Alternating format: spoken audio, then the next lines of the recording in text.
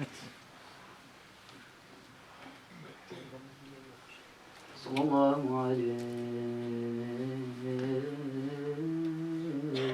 يا رسول الله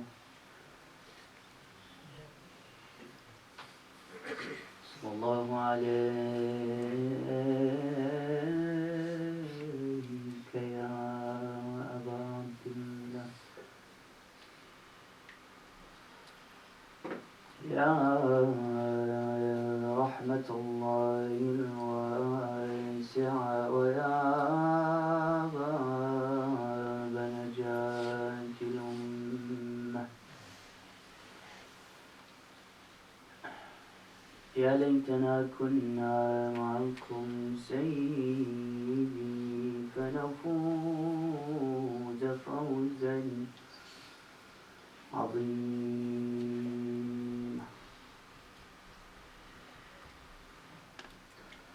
قال الله سبحانه وتعالى في القرآن الكريم وقوله الحق وهو أصدق الصادقين. بسم الله الرحمن الرحيم. نحن نقص عليك أحسن القصص نحن نقص عليك نبأهم بالحق إنهم كانوا فتية آمنوا بربهم وزدناهم هدى. صدق الله العلي العظيم. Respected brothers and sisters in Islam, Assalamu alaikum wa rahmatullahi wa barakatuh.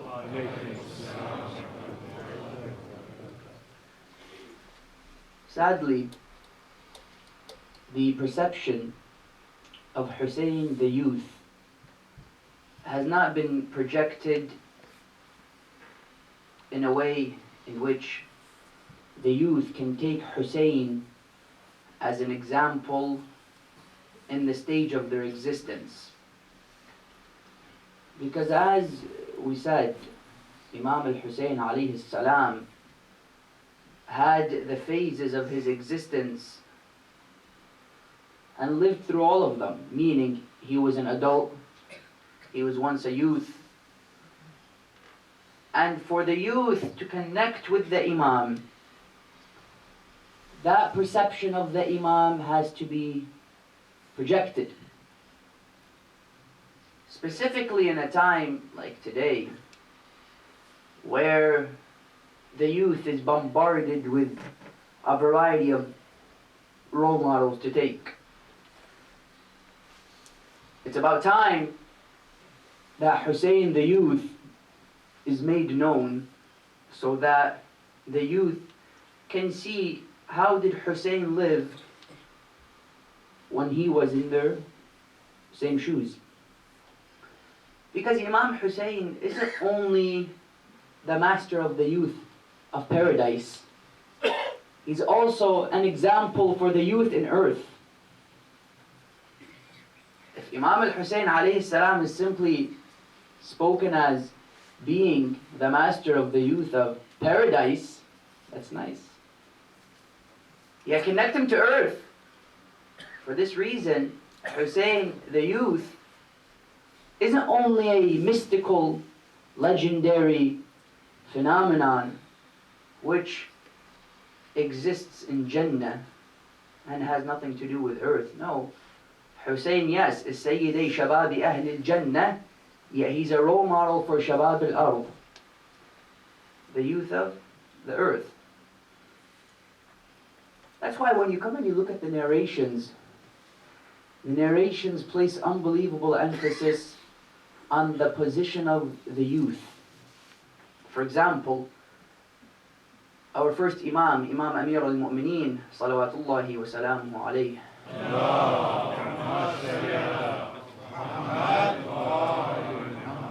He says, there are two things you don't realize the value of only until you lose them. Number one is your youth, and number two, your health.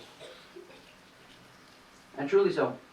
When insan is sick, he values health. When insan is old, he values his youthful years. Furthermore, you'll notice one day the Imam would come to Abu Dhar al-Ghifari and he would tell him, Ya Aba Dhar, there are a number of things which you should value before you lose them. Your wealth before your poverty, your sickness before your health before your sickness, for example, your free time until you get busy, until he tells him your youth before you get old. All pointing fingers to the importance of the phase of the youth. Then you have the narration of first Imam who says the heart of the youth is like an uncultivated piece of land. Beautiful words which he tells to his son, Imam Hussain. He tells him, Bunay Hassan, realize that the heart of the youth is like an uncultivated piece of land. Today, if you were to pass by a piece of land, a man who wants to build a casino says, I can build a casino on this piece of land. A man who wants to build a house in which Allah Azza wa Jal is worshipped can also do so. That it's the same piece of land, yet two people with completely different visions could use that piece of land. Imam tells him, realize this. Your heart, you can plant on it the love of Allah and the love of Ahlul Bayt early on, and you can plant on it the love of dunya early on. Whichever fruits you want to eat from, plant such seeds in your youthful years.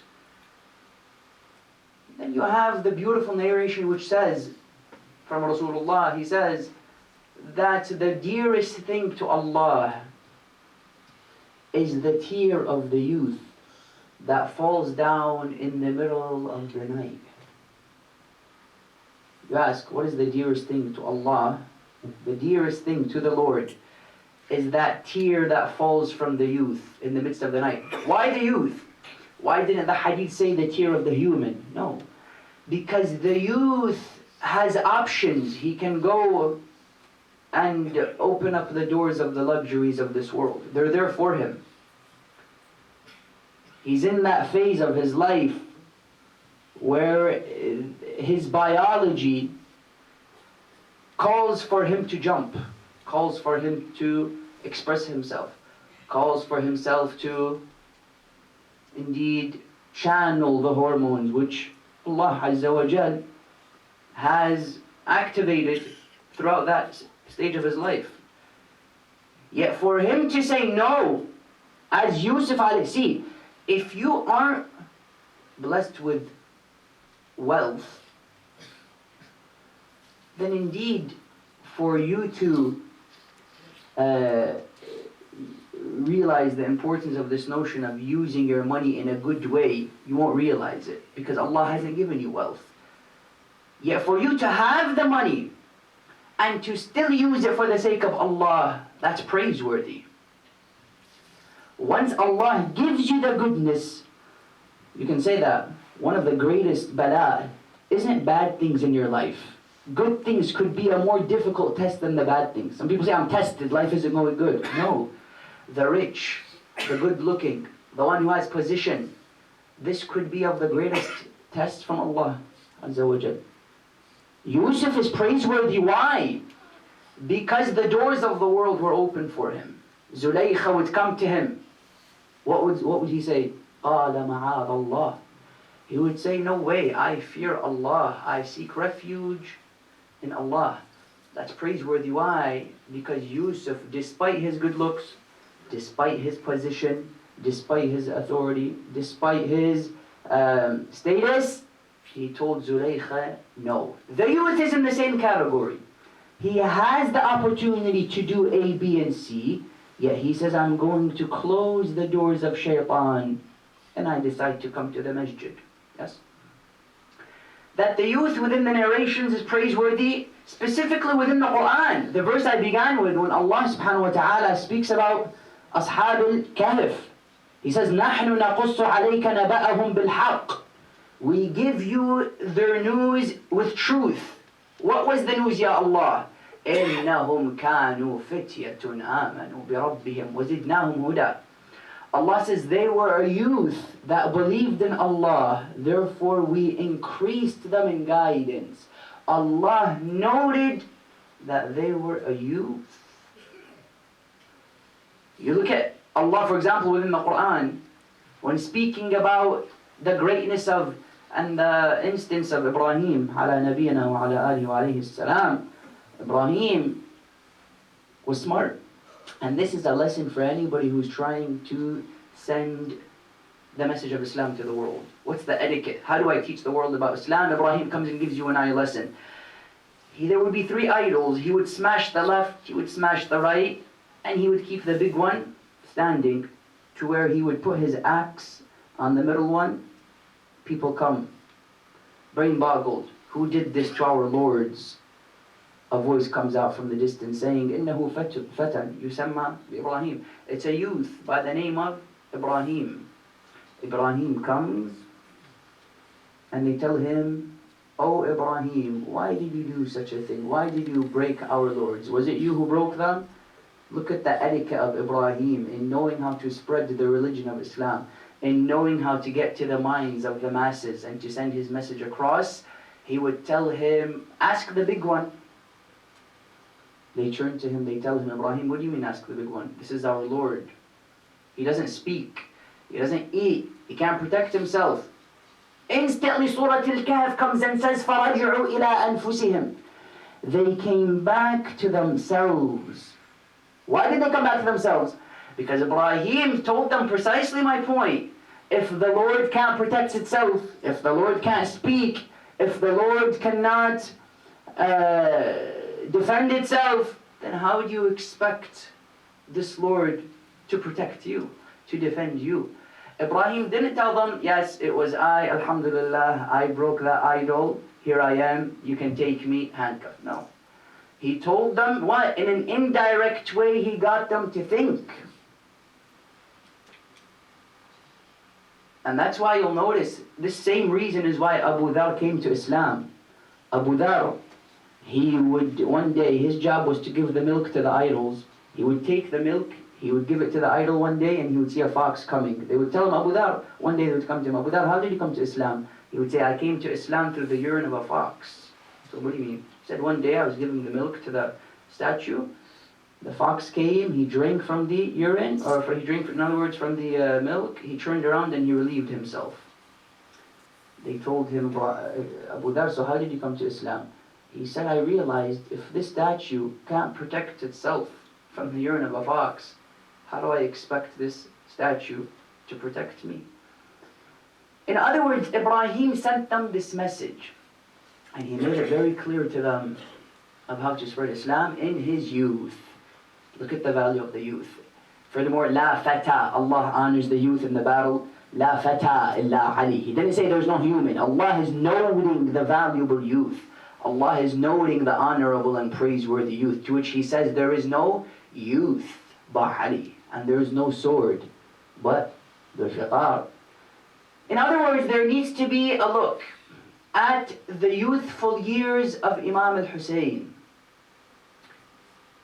Imam Hussain alayhi salam, the first instance which we're exposed to throughout his youth was the event of Mubahala in the 9th year after Hijrah. And this is, indeed, there are a few lessons which can be taken from the youthful years in the first instance, which was Mubahala. Allah speaks about this within the Quran, saying, "Bismillah ar-Rahman ar-Rahim, فَمَنْ حَاجَّكَ فِيهِ مِنْ بَعْدِ مَا جَاءَكَ مِنَ الْعِلْمِ فَقُلْ تَعَالَوْا نَدْعُ أَبْنَاءَنَا وَأَبْنَاءَكُمْ وَنِسَاءَنَا وَنِسَاءَكُمْ وَأَنفُسَنَا وَأَنفُسَكُمْ ثُمَّ نَبْتَهِلْ فَنَجْعَلْ لَعْنَةَ اللَّهِ عَلَى الْكَاذِبِينَ." Allah says, referring to the instance of Mubahala, he who comes and challenges you with the truth, do a Mubahala with them. Mubahala meaning, you bring your proofs, we bring our proofs, and we ask Allah to be the decider. Bani Najjar would come, and indeed, they would make an appointment to meet at a certain station, to which Bani Najjar would come with their pomp and glory. They would come wearing the crosses and wearing their Christian clothing. 5 individuals would come walking towards them. Before they even began the debate, Bani Najjar would say, we don't want to debate. He told them, what do you mean you don't want to debate? We're ready and we said this and we're excited. They said, we see nur coming from these faces, that if they were to tell these mountains to crumble, wallah, they would crumble into pieces. Instantly they would withdraw. Yet the point to be taken is here. Why is it that Rasulullah chose to take these 4 individuals with him? This is an argument which is to be made. This was in the 9th year after Hijrah. Rasulullah died in the 11th year after Hijrah, 2 years before his death. By him taking these 4 individuals, Rasulullah is making a very powerful point. He's saying these 4 are the continuation after me. These 4 are indeed the representatives after I leave this world. Rasulullah could have taken anyone with him, yet he chose to take, and the verse mentions فَقُلْ تَعَالَوْ نَدْعُوا. Come and invite. Who? Nisa'ana, our women. Who did he take for his women? None other than Fatima al-Zahra, salawatullahi wa salamu alayha.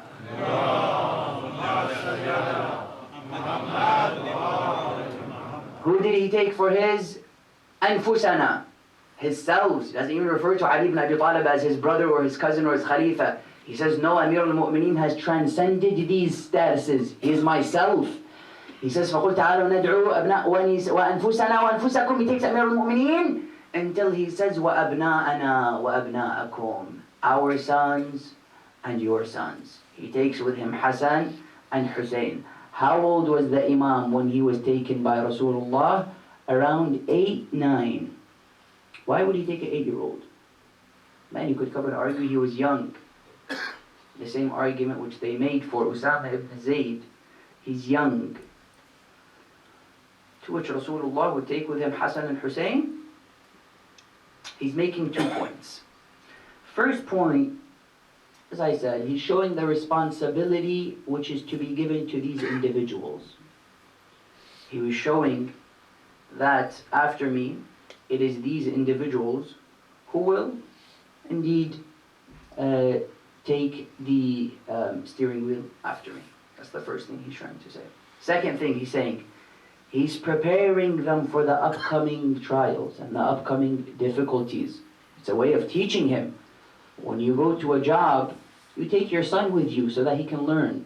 When you come to the masjid, the child may not even understand one word from the Urdu or from whichever language the speech is being given in, yet you take him with you to learn.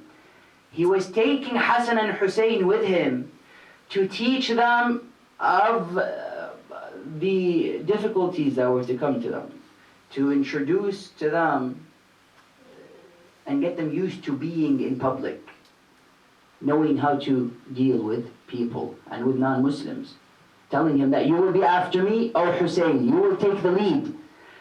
Mubahala number 1, we're in the 9th year after Hijrah. 10th year after Hijrah comes Eid al-Ghadir. Hussein was there. He witnesses the hand of Ali ibn Abi Talib being risen by Rasulullah, saying, أَلَسْتُ أَوْلَى بِالْمُؤْمِنِينَ مِنْ أَنفُسِهِمْ قَالُوا بَلَى. Until he says, فَمَنْ كُنْتُ مَوْلَاهُ فَهَذَا عَلِي الْمَوْلَى. Do I not have more authority over you than you have over your own selves? They say, yes, Ya Rasulullah. To which he would reply, then whosoever I am his master, then Ali ibn Abi Talib is his master. Imam Amir al-Mu'mineen, when this would happen, Imam al-Hussein was taking lessons. What did he learn from this? He was learning, for example, the importance of imamah, the importance of wilayah, the position that Ahlul Bayt have above the people. We have authority over you. What else did he see in this very event in the 10th year? He noticed certain people going to Rasulullah and paying allegiance to him. He saw them. He heard the words coming out, Bakhin, Bakhin laka ya Ali. Congrats, congrats, oh Ali, you have become the Mawla of the Muslims, every Muslim, male and female. He saw it. You know what was the biggest lesson that I think Imam al-Hussein took from this? 10th year, he saw hands being given to Ali ibn Abi Talib in allegiance. 11th year comes, he sees new faces emerging from the same people which he saw paying allegiance to the Prophet. Imam learned the types of people that exist. Imam realized that don't be fooled if you see somebody praying. if you see somebody leading, if you see somebody saying good words. No. Imam, if you want to know when he learned the reality of Surah Al-Munafiqun, it must have been on a night like that. Because يَقُولُونَ بِأَلْسِنَتِهِمْ مَا لَيْسَ فِي قُلُوبِهِمْ. Allah says they say with their tongues that which isn't in their heart. This was a lesson which the Imam must have taken from such an event. The problems begin. 11th year after Hijrah comes. Imam alayhi salam is about 11 years old. And he's there in the house of Rasulullah when the Prophet of Islam is preparing to leave this world. He sees that Rasulullah tells the people, bring me the pen and the paper. Rasulullah, of course, wanted to write down who was to be after him. One man would come to Rasulullah, he would say, Hasbuna kitabullah. We are satisfied with the book of Allah. We don't need anything after. Of course, Rasulullah was the same one who said, Kitabullah wa itrati. Clearly, there was no heed paid to the words of the Prophet, to which he would say, bring me the pen and the paper, Hadith al-Da wal qalam, the calamity of the Thursday. He would bring him the pen and the paper, and he would, or in other words, he would say, Hasbuna kitabullah, we just need the book of Allah. There and then, the people would begin to scream. The ladies would begin to make noises of sadness because they see what's happening. The man turns to them. He tells them, you are like the females in the time of Yusuf. When Yusuf was sick, they scream. When Yusuf is well, they are happy. Be quiet. Rasulullah turns to him. He tells him, Wallah, they are better than you. Even some say physical confrontation took place in that Black Thursday. Imam is watching all of this. They would say Rasulullah has said something. Keep in mind that the Quran is the very book that comes and shatters any such event, the possibility of any such event take place. In 2 verses, the Holy Quran, in 2 verses, shatters this whole notion from being a possibility and shows the wrongdoing of such things to happen. Which verse? For example, Bismillah ar-Rahman ar-Rahim, ما ظل صاحبكم وما غوى وما ينطق عن الهوى إن هو إلا وحي يوحى علمه شديد القوى. Allah subhanahu wa ta'ala comes and says, your friend, notice the word, ما ظل صاحبكم. Your companion hasn't gone mad. Not your prophet. Allah is making a point here. He says your companion hasn't gone. وَمَا غَوَى. Other words which come and say, وَمَا صَاحِبُكُمْ بِمَجْنُونَ. Your companion isn't crazy. Allah, what is He saying? He's saying for you to come and question what Rasulullah is doing goes against the very ethos of his book. Goes against the very ethos of Quran. There and then, indeed, Rasulullah, Imam is witnessing all of this. He sees the hatred toward the Prophet of Islam. What else does he see next? He sees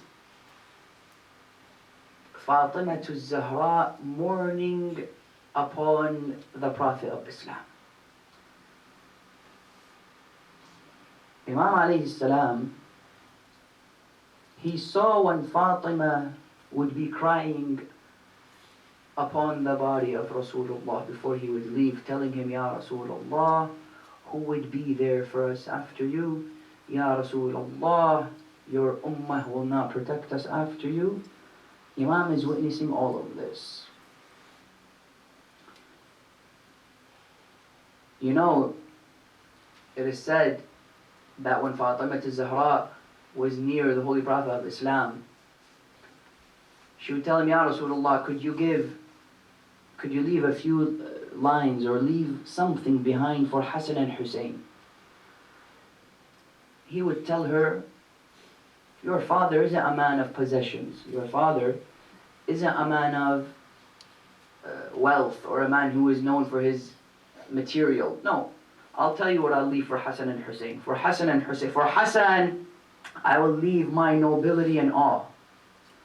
For Hussein, I leave for him my forgivingness. You remember, he said, what is it that he inherited from Rasulullah? The forgivingness. There it is. He says, for Hussein, I leave behind my forgivingness. That she would tell him the following. He would reply that. Imam Amir al-Mu'mineen was also there. Rasulullah would turn to him. He would tell him, Ya Ali, there are two things which you would lose after me.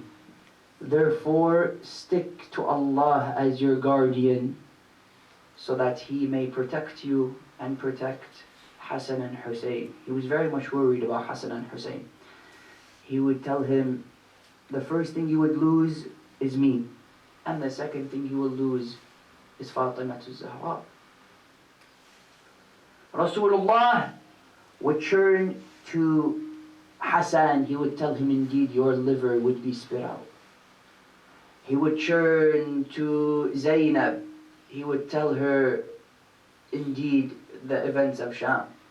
He would turn to Ali ibn Abi Talib. He would tell him, your head will be struck. He would turn to Fatima al-Zahra, telling her that your cheeks will be slapped. He would turn to Imam al-Hussain and he would tell him, Ya Hussein, indeed the hooves of the horses would trample your chest. All of this, Imam al-Hussain alayhi salam is witnessing it. He would witness Rasulullah in his last moments. He would witness Fatima al-Zahra grieving over him. Until it is said that a knock is heard on the door. Fatima goes and opens it. She sees no one is there. Rasulullah tells her, that is Malik al-Maut, out of respect, asking permission to come and take my soul. To which Malik al-Maut would come in, and Rasulullah, his forehead would begin to sweat. He would extend his legs, and the Prophet would leave the world.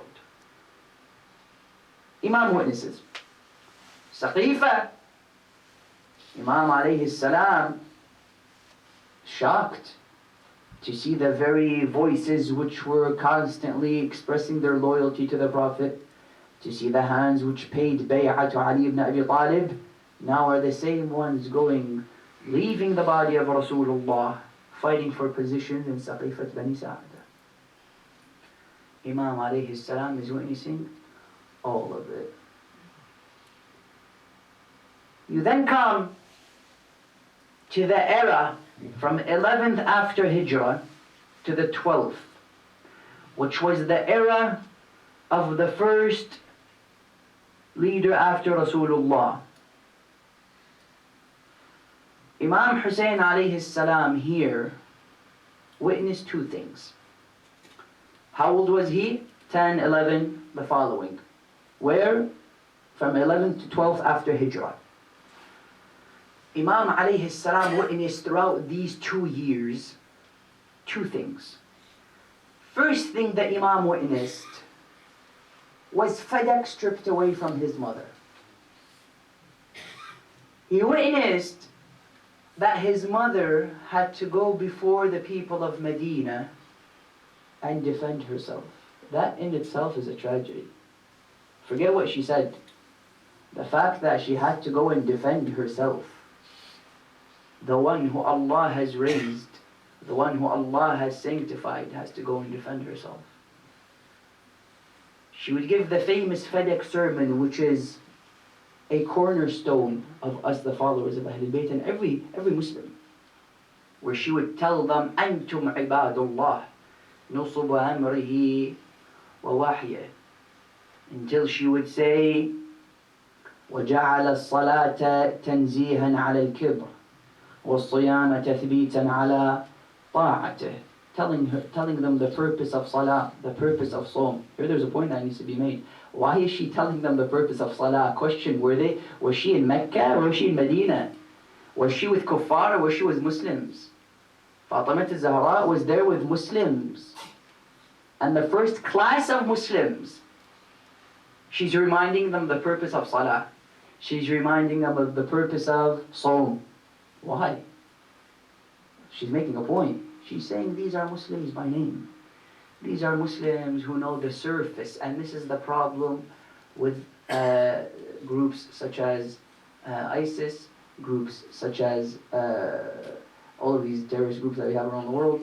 Why? They have a surface-based understanding. And Allah subhanahu wa ta'ala says this, فَأَمَّا الَّذِينَ فِي قُلُوبِهِمْ زَيْغٌ فَيَتَّبِعُونَ مَا تَشَابَهَ مِنْهُ ابْتِغَاءَ الْفِتْنَةِ وَابْتِغَاءَ تَأْوِيلِهِ وَمَا يَعْلَمُ تَأْوِيلَهُ إِلَّا اللَّهُ. Allah says those who have a disease in their heart, they take the secondary verses. The core, I'm not interested in it. Give me the details. Well, the details come in, they're simply there to clarify the principles. No. Yep. Allah says, why? ابتغاء الفتنة. They want to spread discord. وابتغاء تأويله. To understand the meaning of the Quran. The verse comes in and says that it wasn't the Prophet that frowned and turned away. No, that was the Prophet. And you'll notice, indeed, she would give them the realities of Islam until Fatima al-Zahra alayhi salam, you would feel the furiousness in her voice, to which she would say, أَعْلَمُ أَنِّي فَاطِمَةٌ وَأَبِي مُحَمَّدٌ. She would say, know that I am Fatima and my father is Muhammad. She would say, I say it out of anger. أقولها. I am Fatima, my father is. Why? She had to remind them.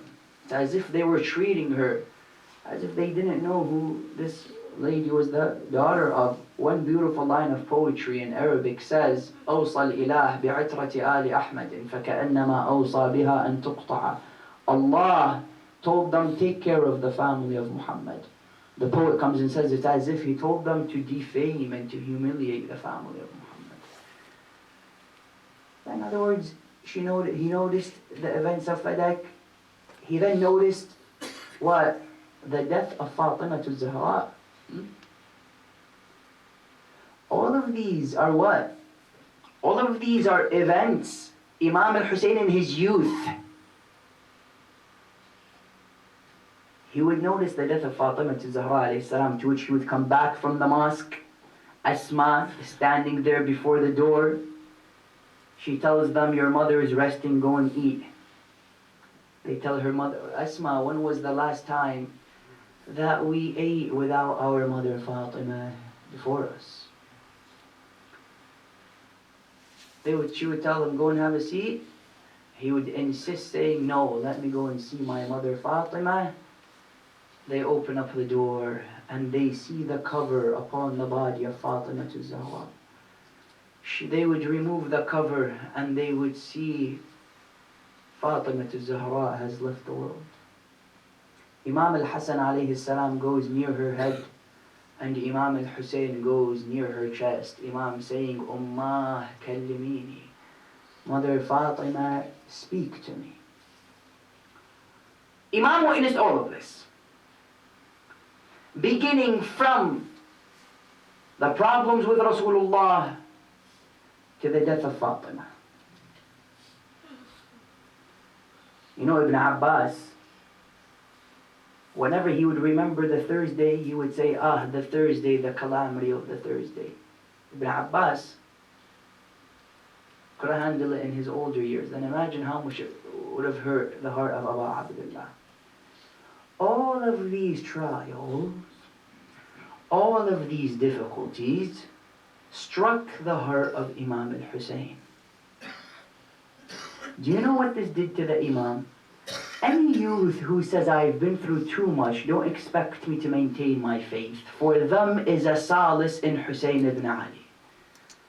Imam al-Hussain alayhi salam witnessed the death of his grandfather, the questioning and the hatred towards his grandfather, position stripped away from his father, forced to give bay'ah to ones he didn't want to. The death of his mother Fatima to Zahra. How much days after Rasulullah? 75 days. Why? Who dies as an 18-year-old? Huh? Ask the world, an 18-year-old to die is not a natural death. 18-year-old, she leaves this world 75 days after the Prophet. Imam witnesses all of this and he's still 11, 12, 13 years old. Here is the point. He witnessed the Prophet of Islam die and his words broken. He witnessed Fatima to Zahra mourn over his body and her heart broken. He witnessed the words of the loyalty expressed to the Prophet of Islam ignored, and his responsibilities in which he said for them to take on board after him broken. He witnessed the heart of Fatima cry upon Muhammad as her heart was broken. He witnessed Fatima pushed behind the door and her ribs broken. All of these breakings created for Hussein a heart which would never break. All of these breakings for Abu Abdullah created for him a heart which would never break. There are two things that could happen to you if you face difficulty. Either you can succumb and dissolve, or you rise above the difficulties as an eagle rises above the air. You know, an eagle, he uses the winds coming to him to escalate and to elevate. Imam Hussain alayhi salam was able to handle the strikes and the hits on the 10th because he already faced tens of strikes before he even came to Karbala. You want to talk about resilience? Imam struck with the death of Rasulullah. Imam struck with the death of Fatima. Imam struck with hatred given to the Prophet. 9, 10 years old. Imam struck with the position of his father stripped away from him. All of these were hits. Yet it was those hits that created for Hussein a heart which would never break. Indeed, that was in the first era. You then come to the second leader, where Imam Hussain alayhi salam was indeed there from 9 to 19. From the 12th year after Hijrah to the 22nd year after Hijrah, Imam Hussain alayhi salam spent it during the era of the second leader. Imam alayhi salam here, what did he have to face? Or what can we extract lessons from those 10 years? Imam alayhi salam, number one, the first lesson to be taken was the bravery in which he expressed as a youth. If there's anywhere a lesson where age is just a number, indeed it was in the actions that the Imam alayhi salam showed throughout the era from the 12th to the 22nd year after Hijrah. Bravery at its peak. Imam Hussain alayhi salam would enter the mosque one day and he would see Caliph sitting on the minbar teaching the people about Islam. You know what Imam told him as a youth? He would tell him, Inzil min ala minbari jaddi. He would tell him, come down from the pulpit of my grandfather and go to the pulpit of your father. You know what he would respond? He would tell him, my father doesn't have a pulpit. Imam Hussain alayhi salam was used to seeing Rasulullah sitting on that pulpit. Now he sees ones who are far away from Islam sitting on the pulpit. Imam would tell him as a youth, Enzil min ala minbari jaddi. He would come to him, he would tell him, who taught you this? He would tell him, no one taught me this. It was Allah that taught me this. There and then, they realized that they had to show respect for Imam al-Hussain. I'm about to narrate to you a number of instances of respect that companions showed towards Abu Abdullah al-Hussain. But of course, this was respect not out of love. It was respect out of fear. If you can't beat him, join him. Imam alayhi salam had utmost respect shown to him by the companions. He would take Abu Abdullah after that instance and he would sit him next to him. He would tell him, give us any pieces of advice. And the companions would all stay quiet and listen to Hussein the youth. These were senior companions. They would stay silent before the presence of Abu Abdullah. That's one example. Then you have, that's his bravery. Therefore they were forced to show him respect. You have the instance, where do we see the respect of the leader from 12th to 22nd year after Hijrah? Towards Imam Hussain. Imam alayhi salam one day would be approached by the caliph and he would tell him, if you have anything you need from me, approach me. Therefore, he would see him the next day, he would tell him, why didn't you approach me? He told him, I came to you and I saw you were in a meeting with Muawiyah. And your son Abdullah ibn Umar was there before the door and he denied me entrance, telling me my father is in a meeting with Muawiyah. It is said that the caliph would be furious. He would tell him, you are superior to Ibn Umar, meaning his son Abdullah. You are superior to him. It is because of you, Ahlul Bayt, that we have this crown of Khilafah upon our head. Respect.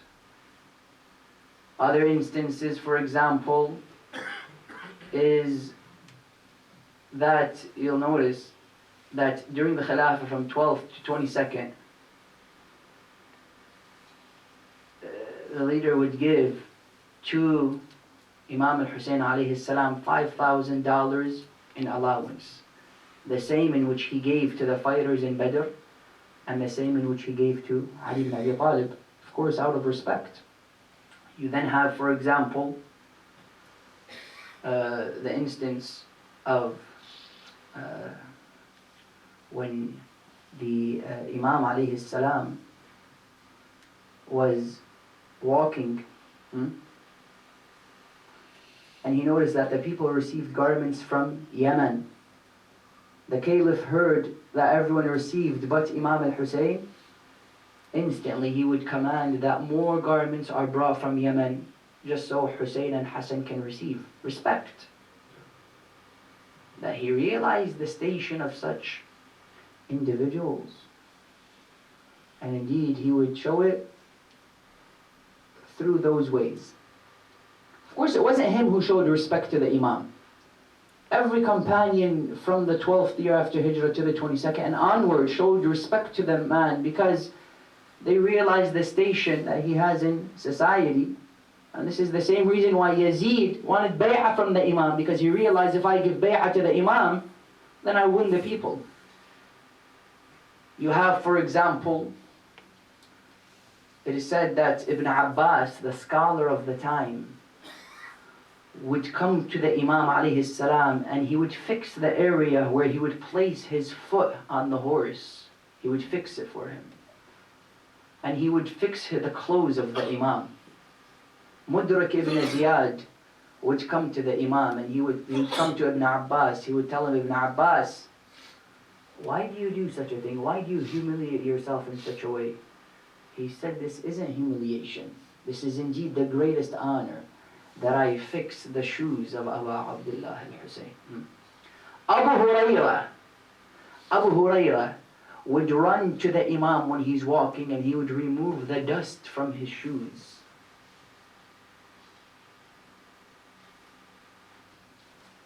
Not only that, but it is said that when Miqdad ibn Aswad would give his wasiyah to people after he dies, he would tell them, give indeed $65,000 currencies, units of currency, for Imam al-Hussein after I die.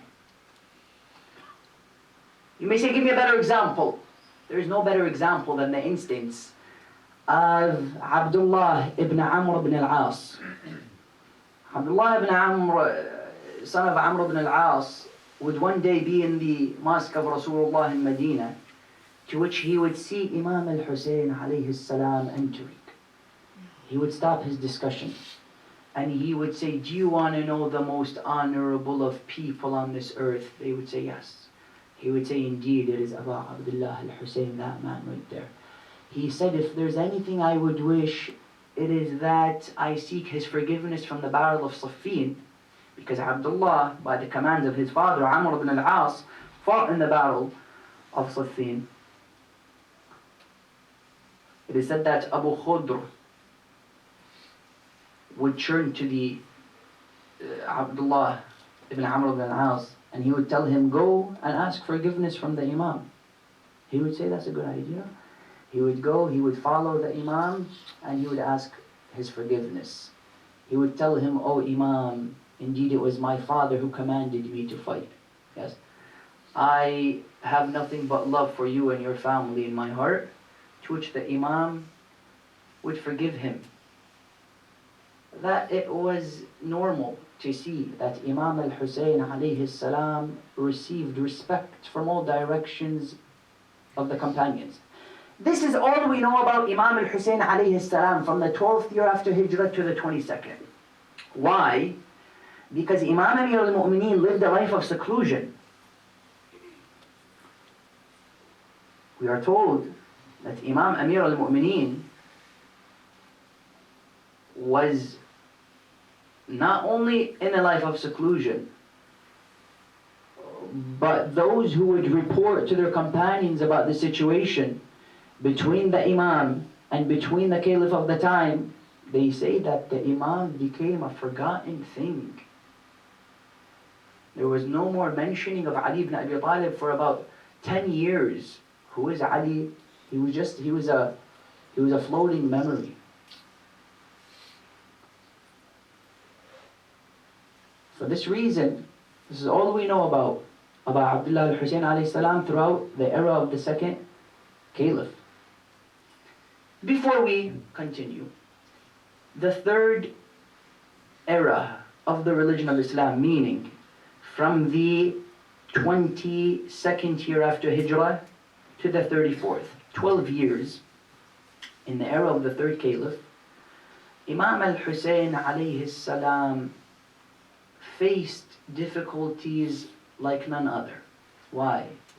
Because everything that was feared to take place in the Muslim Ummah actualized throughout the era of the third Caliph. Quraysh was given authority. Wealth was of course given to Quraysh.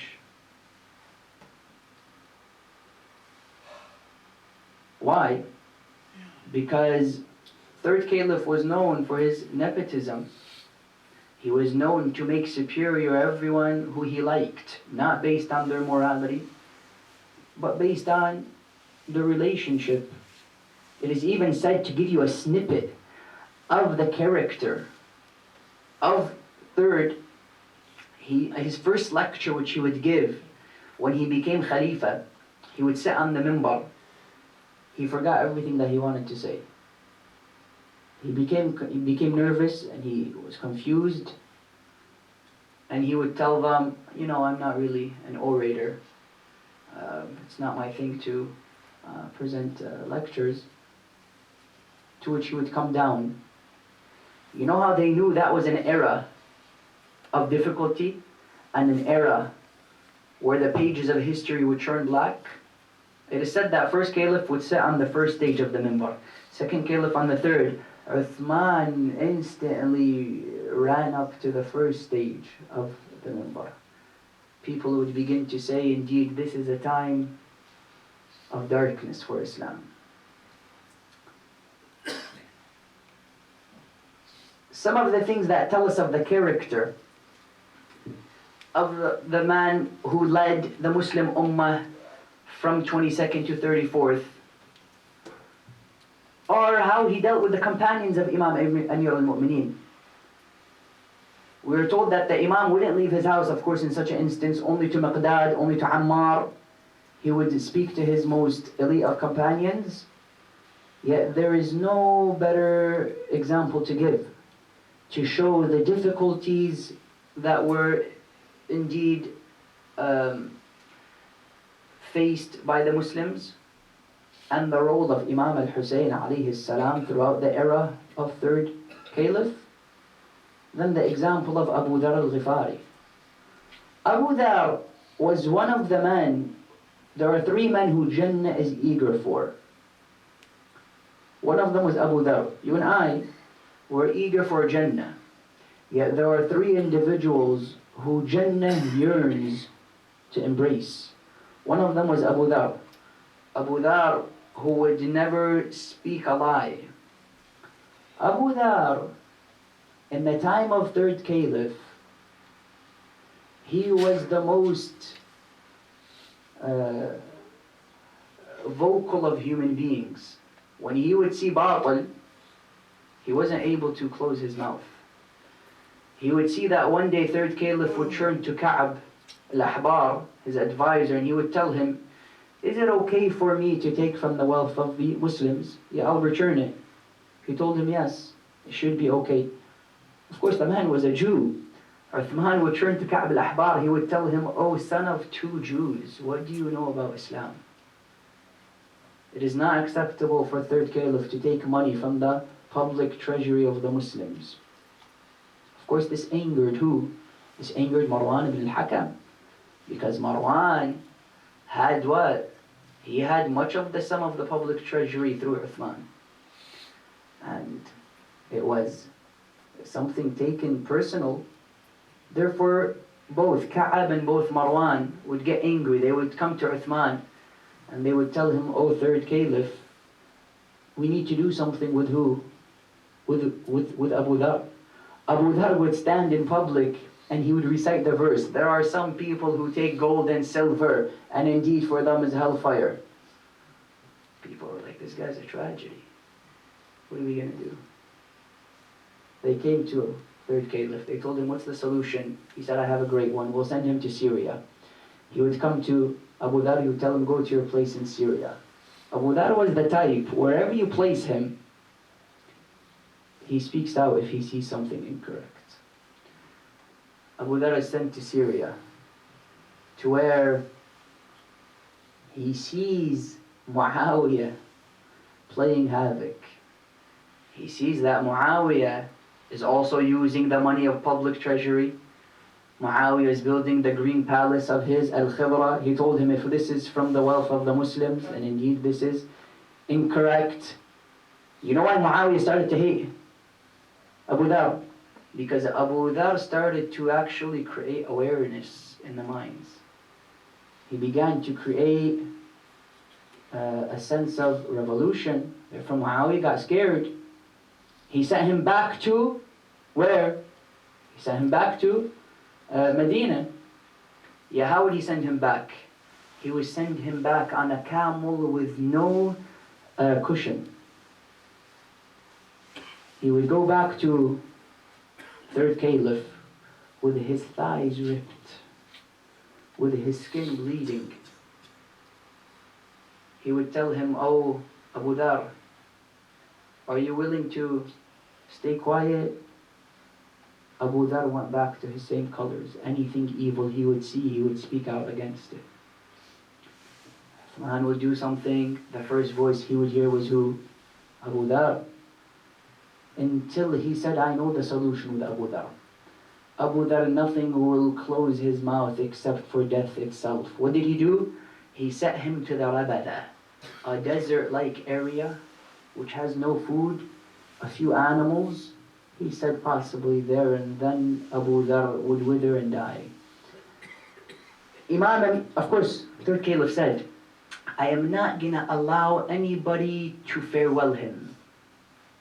This was a policy of third caliph. He said, I won't let anybody farewell him. Of course, Imam Amir al-Mu'mineen didn't listen. He went and he spoke to him. A man would come to Imam Amir al-Mu'mineen. He would tell him, did you not hear the words of third caliph? Imam would slap the ears of his camel and telling him, get away, When we say haqq, we don't stay quiet. Imam Hussain alayhi salam would give him powerful words of encouragement, Ahlul Bayt, telling him, it was your hope in God that kept you strong, therefore let the hope in God keep you going, until Imam Hussain came.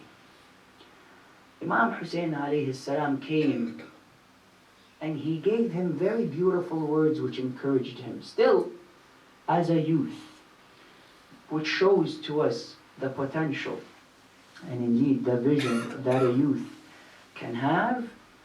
Imam alayhi salam would turn to Abu Dhar and he would tell him, Ya Am, O uncle, indeed they kept their pleasure and relaxation and comfort away from you, yet you kept your religion away from them. Ya Am, you are, as if he was telling him, you are an honor for Islam. Allah is with you, and stay strong until your last moments. Imam alayhi salam would tell him such words to which Abu Dhar now felt whether he dies or not, he wouldn't care what happens. Imam in his 25 years in Medina spent it facing these difficulties. He spent it with these instances. He spent it teaching the people about religion. The great example of that old man who would come and who would do his wudu incorrectly, to which the Imam would teach him. Imam alayhi salam was in charge of the orphan trust of his father, taking care of the orphans. Imam alayhi salam also took very close concerns with the newly converts. And this is really a message to be extracted from the etiquette of the Imam. When there is a convert in the community, indeed he is to be honored and given much attention to, just as Abu Abdullah gave him. This is the example of the youth, and the beauty of Karbala is that it gave you the example of the youth as it gave you the example of the elderly. On a night like this, in which you remember that elderly man by the name of Habib ibn Mubahir al-Asadi. Habib, as you know, was one of the most long-lasting of companions. He was with Rasulullah, he was with Amir al-Mu'mineen, he was with Imam al-Hasan, until he had the honor of receiving Shahada with Imam al-Hussain. Habib ibn Mubahir would not be at Karbala when Imam was passing out the flags. He would pass out the flags, to which there was one more flag. They asked him, who is that one flag for? He said, do not worry, the bearer of this flag will appear. They see the dust emerging until Habib ibn Mubahir arrives. He takes the flag and he gets ready to go to Karbala. Until Habib heard that Zainab alayhi salam wanted to send her salutations to Habib ibn Mubahir. Habib would go to the tents of Zainab, to which Zainab would send him her salams. Habib would reply with a reply which shows to us the loyalty and the humility of Habib, in which he said, who am I so that Zainab can send her salams to me? I am just a servant of Ahlul Bayt. I am just a slave of Al Muhammad. Who am I so that the daughter of Ali ibn Abi Talib sends her salutations? You know, Habib ibn Mubahir, he would mount his horse and he would head towards the opposition, saying the famous lines, Ana Habib ibn Mubahir al-Asadi. I am Habib, son of Mubahir al-Asadi.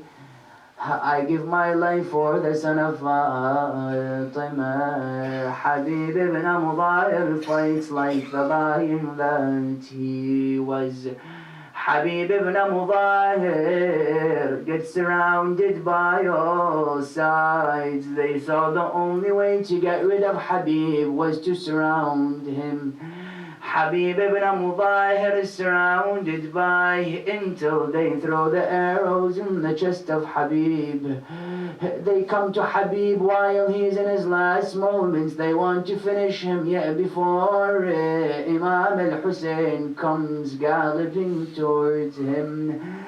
He tells him, Ya Habib, may Allah bear witness that you recited the Quran every day once. Habib ibn Mubahir closes his eyes and he leaves this world. Yet I say, Habib ibn Mubahir, Zayn al-Abidin had so much respect for him that when he was burying the family of Rasulullah after Karbala, he gave one special grave for Habib ibn Mubahir out of the respect that they have for Ibn Mubahir al-Asadi. He gave him one grave. Yet there's something that hurts the heart, which is Habib ibn Mubahir. He didn't have his body separated into pieces. You know why? Because when Umar ibn Sa'ad would command to trample upon the bodies, the family of Habib was there, weren't they? The family of Abbas was there from Banu Kilab, as he was a relative of Shimr ibn al-Jawshan. They would say, trample upon the body of Qasim. Who will trample upon it? Of course, the family of Qasim would rise. Trample upon the body of Akbar. Family of Akbar arises. They say, who is there left for this body? Is there any family to claim it? Imam Hussain alayhi salam is there laying, no one to claim the body of the grandson of Rasulullah. Is there anyone to claim the body? No one makes a noise until Umar ibn Sa'ad says, Ya khayl Allah irkabi wa dusi ala sadr al-Hussain. O horses of Allah, trample upon the body of Abu Abdullah. It is said that Zainab was in the tents. She would turn to Imam Zayn al-Abidin. She tells him, Oh Zayn al-Abidin, I hear something breaking. What is it that is breaking? He says, what is it you want to know? He removes the tents and she shows her that it was the chest of Abu Abdullah being stepped upon by the horses. Today, if you go to Karbala, you'll see the place where the head of the Imam was beheaded and where he's buried, there's a quite distance between them. You know why? Because the hooves of the horses played havoc with the body of Imam al-Hussain, kicking his body as if it wasn't a body of the grandson of Rasulullah. بسم الله الرحمن الرحيم اللهم نسألك وندعوك بأحب الخلق إليك محمد وعلي وفاطمة والحسن والحسين والتسعة المعصومين من ذرية الحسين. We recite Amma Yujib 5 times with the loudest of voices. Bismillahir Rahmanir Rahim. Amma yujibul mudtarra idha da'a wa yakshifu as-su'. Amma yujibul mudtarra idha da'a wa yakshifu as-su'. أما يجيب المضطر إذا دعا ويكشف السوء أما يجيب المضطر إذا دعا.